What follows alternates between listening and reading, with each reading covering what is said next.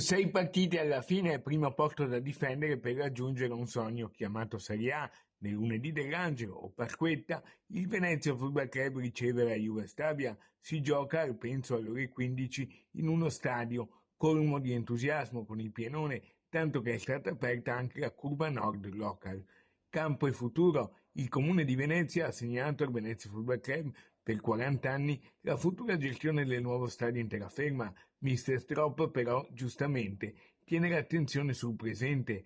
La sosta per la pausa nazionali è stata positiva. Riposo, riposo, riposo. Riposo mentale, riposo fisico, più qualità nella richiesta degli allenamenti, che può essere stato chiaramente un obiettivo fisico o un obiettivo tecnico. Una cosa importante che questa sosta ci ha dato è la possibilità di aver recuperato praticamente tutti gli effettivi.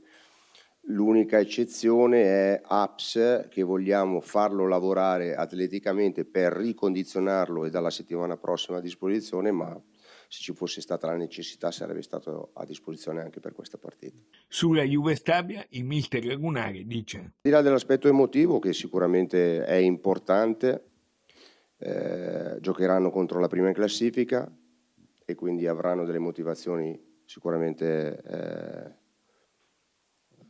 condizionanti in questo, come poi del resto è quando ci affronta sempre qualcuno, a proposito di lepri e cacciatori. È una squadra che ci assomiglia molto per idea, per il modo di stare in campo, per le conoscenze che hanno, quindi sicuramente è una bellissima squadra da vedere.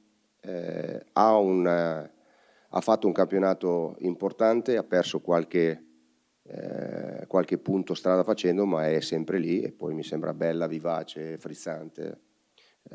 Bella squadra, bisogna fare i complimenti ad Abate.